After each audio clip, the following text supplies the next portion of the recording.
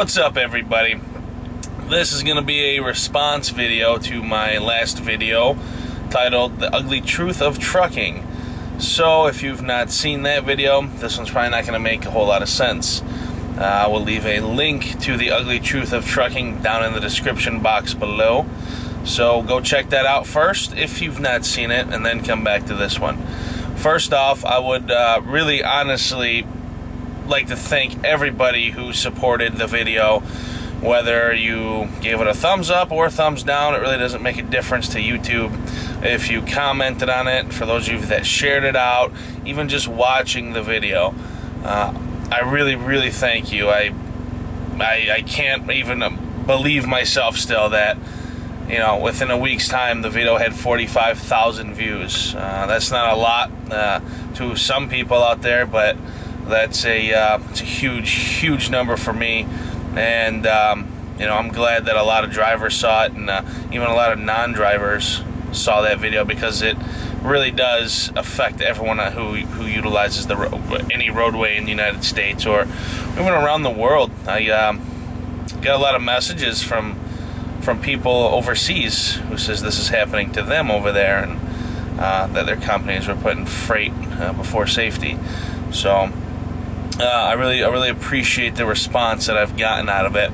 And also, I'm really glad I made the video. I mean, I was always glad, you know, I was happy that I made the video. And by the way, the video was not really made initially to be shown on YouTube.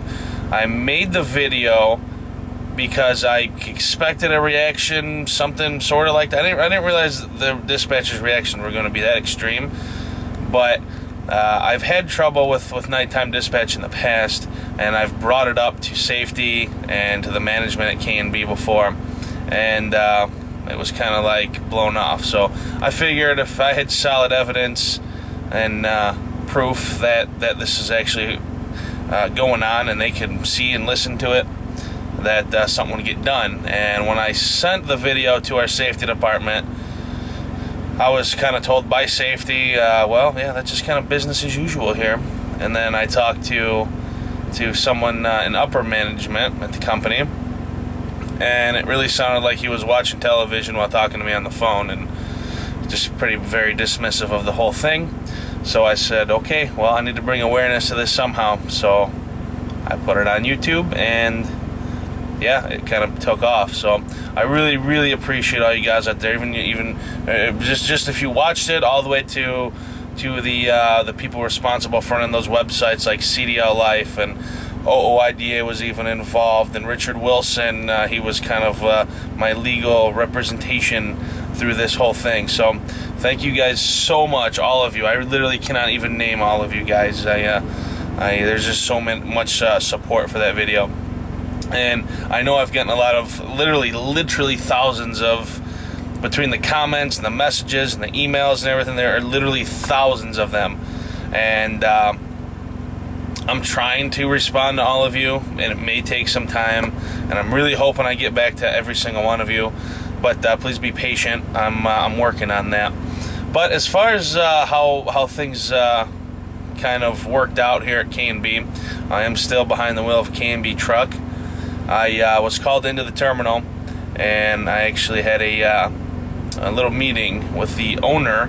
I believe his name was Corey, whatever. He was the K in K&B, put it that way. So we had a little meeting with him and the lead safety director, and they were very nice, and they began to adamantly apologize to me. And they admitted that the way that the dispatchers handled that situation was wrong, and they said, you know, they could have easily taken care of the situation in the first place with finding that other truck to come get the load, but they waited until after they had harassed me and tried to force me to drive unsafe. But no, they admitted wrongdoing, the owner himself, and you know, I really appreciate him doing that. And I told him the reason why I took the load in the first place was because of fear of reprimand or even losing my job. So it was kind of a lose-lose situation. You know, it's something not a lot. There's a couple of people who didn't really understand that. in the last video in the comment section. But that was the reason why I accepted the load, because at the time I picked up the load, I wasn't even tired, and you clearly saw how nighttime dispatch reacted to me when I told them that I was literally falling asleep behind the wheel.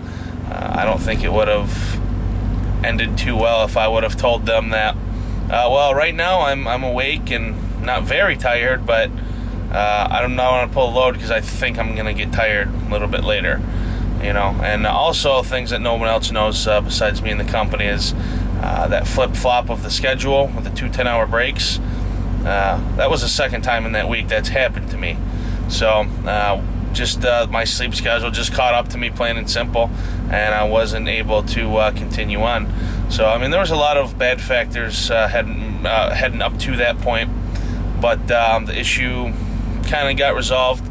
You know, we're still you know, it's only several days after the meeting here at this time, so still kind of seeing how the company's responding to the video, and seeing how they're handling the situation. I don't believe anything happened to those nighttime dispatchers. I'm sure that by this point they at least did actually get spoken to, just because of you guys. I mean, I know there was, which I don't know how. I mean, I know I didn't give anybody the phone number. I know there was a night where I guess a bunch of you guys called in the nighttime dispatch and, you know, nearly locked up the phone lines for a couple hours, and you guys sent a ton of emails and stuff over to K&B, and the guy in recruiting is just going absolutely insane. I think he's pretty pissed off at me, even though I didn't tell anybody to blow them up. But and really, the video, it may seem like an attack on K&B, but it really wasn't. It just happened that K&B got the brunt of it because it's who I worked for when this happened. But I mean, it's right in the title of the video that it's a ugly truth of trucking, not the ugly truth of K&B, not the ugly truth of pulling reefers. It's an industry-wide thing. You know, when you don't own your own truck, when you are constantly pushed into a schedule that compromises your sleep that drastically, it's going to catch up to you eventually. No one out here is superhuman, and you know, I've been running, I don't know, 8 or 9 weeks now with you know, not as much even as a reset. So I mean, I'm not complaining about that, but it, you know, that night in particular, something just caught up with me, and I couldn't go further. So I still stick to my decision, obviously, and if I'm ever in that situation again, I'm shutting down. And you know, I know a lot of you guys said that you would have just sent over a message on the Qualcomm, or just called them and said you're going to sleep and end of story. But you know, I mean, I really couldn't do that either, because I need to communicate at all times with what I'm doing. And you know, the reason I wanted to communicate is I did care about the load, and I wanted to let them know what was going on and why I was shutting down, you know, where I was going to be, and you know, exactly what was going on with me. Unfortunately, I got the response that I did from nighttime dispatchers. So I really appreciate all you guys. You know, I know that's the owner said there was changes being made within K&B Transportation. Word has it from a source inside the company that K&B just came out with a new pay package, and I guess the inside word is that I don't know if it was planned or not. I'm assuming it was planned, but at least I had my video had a part in expediting, if that's even a word. Is that a word? Seems like it is. I don't know, but seems like my video had an impact on them announcing that pay raise for the entire fleet. You know, kind of a PR damage control kind of thing, because I knew for a while there, even in their Facebook, K&B Transportation's Facebook page was getting just trashed with a bunch of negative comments and stuff, which I mean, I don't really condone people just hating on them either. I mean, as far as I know, the situation's being handled, and as far as I'm concerned, to sit down with the owner of the company and the safety directors, the situation was handled correctly. So, and also, like I said, the video was not an attack at Canby Transportation. So, I have some big news, but I can't tell you guys that until, I don't know, maybe a couple weeks from now.